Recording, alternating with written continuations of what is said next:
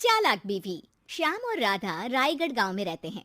वैसे तो उनके अपने घर में ही 2 वक्त का खाना पूरा नहीं पड़ता, लेकिन फिर भी श्याम हर रोज किसी न किसी नए मेहमान को दोपहर के खाने पर घर ले आता है। एक दिन राधा कहती है, ये क्या है जी, जब आपको पता है कि हमारे पास अपना पेट भरने तक का खाना पूरा नहीं होता, फिर क्यों रोज किसी न किसी नए मेहमान को घर लेकर आ जाते हो? ऐसे तो जिंदगी जीना मुश्किल हो जाएगा। मेहमानों को खिलाना पुण्य का काम होता है, इससे भगवान खुश होते हैं। तुम क्यों उसके बीच में आकर पाप की भागीदारी बन रही हो? दोबारा मेरे सामने ऐसी बात मत करना, समझी? इसी तरह राधा बहुत बार श्याम को समझाने की कोशिश करती है, पर वो हर बार एक ही बात बोलकर उसे चुप करा देता है। इन्हें समझाना तो बेकार है। मुझे ही कोई ऐसी तरकीब सोचनी होगी जिससे मेहमान अपने आप ही यहाँ आना बंद कर दे। राधा तरकीब सोचने में लग जाती है और इसी तरह कुछ दिन बीत जाते हैं। एक सुबह श्याम बिना कुछ बताए जल्दी घर से निकल जाता है और राधा अपने काम में लग जाती है। कुछ घंटों बाद श्याम अपने एक दोस्त के साथ घर वापस आता है। सुनो राधा, आज दोपहर के लिए 3 मेहमानों का खाना बनाकर रखना, और याद रखना उनकी खातिर में कोई कमी ना हो।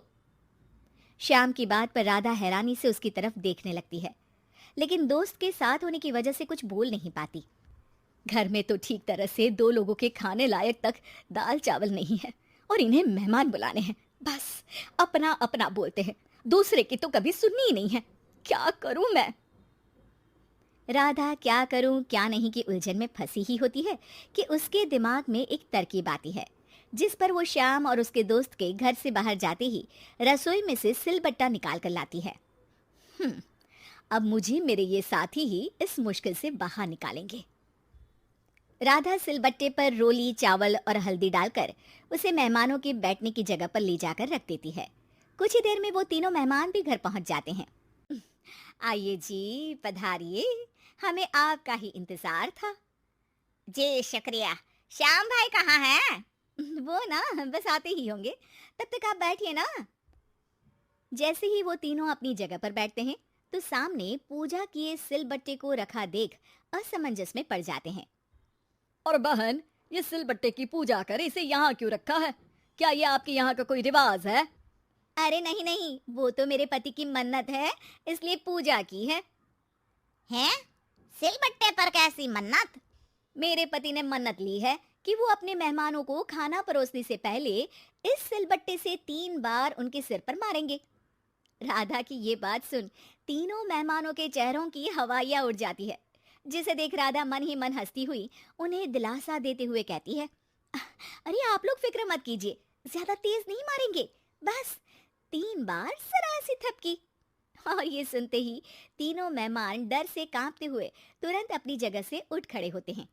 अरे अरे, आप सब उठ क्यों गए? मेरे पति बस आते ही होंगे, फिर सब साथ में खाना खाइएगा। अरे जी नहीं, हमें कुछ नहीं खाना। ये कहकर तीनों मेहमान बिना एक पल की और देरी किए घर से बाहर भाग जाते हैं, जिन्हें जाते हुए घर के अंदर आता श्याम देख लेता है। अरे वाह राधा, उन तीनों मेहमानों ने तो बड़ी जल्दी खाना खा लिया। नहीं ना, बिना खाए ही चले गए। अरे वो क्यों? क्योंकि वो खाने से पहले मुझसे ये सिलबट्टा मांग रहे थे, तो मैंने बोल दिया कि मेरी माँ ने दिया है, मैं नहीं दे सकती, बस फिर वैसे ही चले गए। राधा की बात सुन श्याम गुस्से से लाल होकर उस पर चिल्लाने लगता है। तुम पागल हो क्या? मेहमान को नाराज कर दिया। मेहमान जो मांगे उन्हें वो देना हमारा फर्ज है। इतनी सी बात तुम्हें कब समझ में आएगी? मैं अभी उन्हें ये सिलबट्टा देकर वापस घर में ले आता हूँ, तुम खाना तैयार रखना। अब श्याम सिलबट्टा उठाए घर से बाहर निकल जाता है और मेहमानों को ढूंढना शुरू कर देता है, जो उसे पास में ही एक पेड़ के नीचे बैठे दिखते हैं। श्याम उनके पास पहुंचने ही वाला होता है कि वो उसे सिलबट्टे के साथ आता देख दोबारा भागना शुरू कर देते हैं, जिस पर श्याम भी उनके पीछे भागने लगता है। अरे रुको, मैं आप लोगों को ये देना चाहता हूँ। अरे आप लोग रुको तो सही। अरे भाई, ये तो हाथ धोकर पीछे पड़ गया है। अरे जुबान कम और पैर तेज चलाओ। वो तीनों पिटाई के डर से और ज्यादा तेज भागने लगते हैं। इसी तरह तीनों मेहमान आगे आगे और श्याम सिलबट्टे के साथ उनके पीछे पीछे पूरे गांव में घूमते हैं।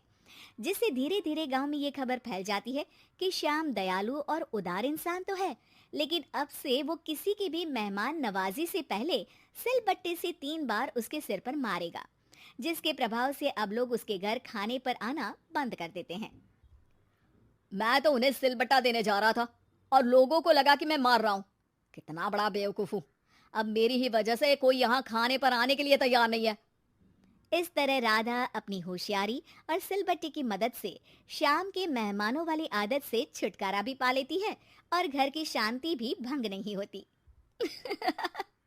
जरूरी नहीं कि हर जंग हथियार से ही लड़ी जाए, कुछ के लिए सिर्फ दिमागी चाल ही काफी होती है, और अगर शांति के साथ अच्छे से दिमाग लगाकर सोचा जाए तो मुश्किल से मुश्किल समस्या का समाधान मिल ही जाता है।